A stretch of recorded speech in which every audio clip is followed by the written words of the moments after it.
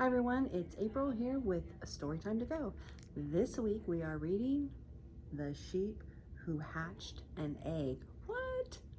Where do eggs come from? Do they come from sheep? Do sheep lay eggs? I don't know, let's read this book and find out. All right, this is written and illustrated by Gemma Merino. The Sheep Who Hatched an Egg. Do you know what the fur or the hair that sheep have, do you know what we call it? It's called wool, that's right. And Lola, this is the story of Lola, and Lola, the sheep, had extraordinary wool. It was shiny, it was silky, it was soft, and it never tangled. Look at her in front of the mirror admiring herself, gorgeous.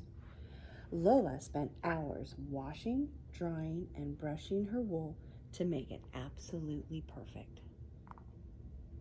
She looks pretty good to me.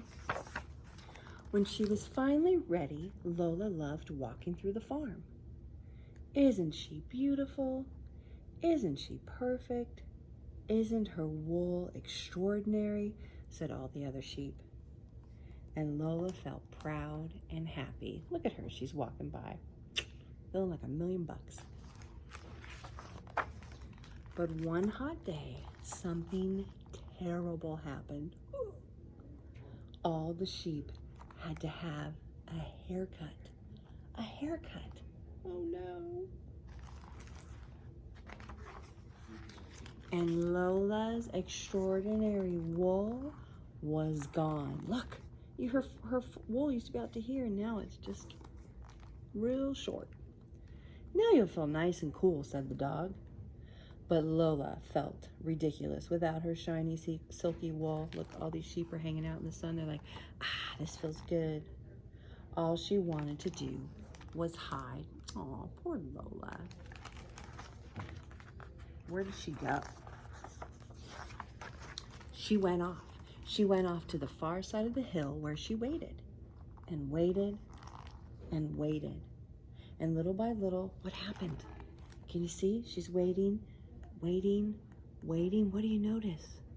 That's right, her wool grew back little by little. But Lola's wool didn't grow back shiny and silky, and it wasn't even soft. It was wild. It was messy, and it tangled. Ooh, tangled. It was horrible. She couldn't get a brush through it. I don't like when that happens. She was very sad. Just then, a small, delicate egg landed on Lola's head right there. Did it crack? No, because her wool was now so thick, and she didn't even notice. It goes right in there in her wool on top of her head.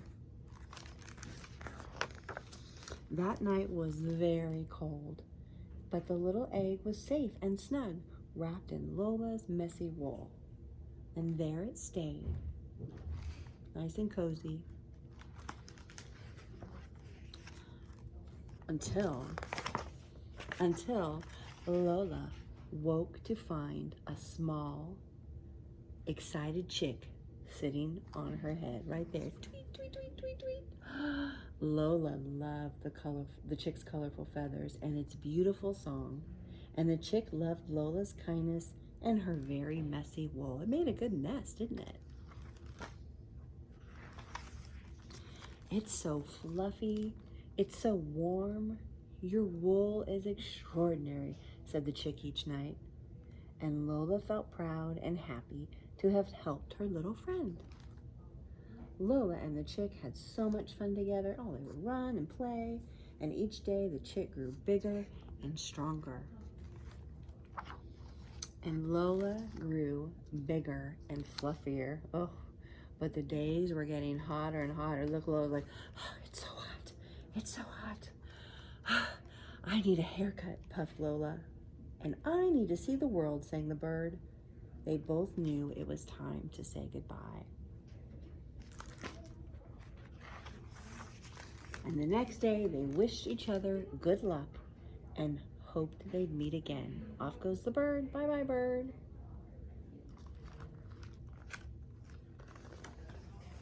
Lola returned to the farm. She didn't look perfect, but it didn't matter. She was so happy to see her friends. Aww. Now Lola felt nice and cool, and she no longer missed her shiny, silky wool. This time when it grew back, she hoped it would be wilder and fluffier than ever before.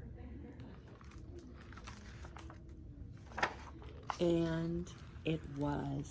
Oh, look.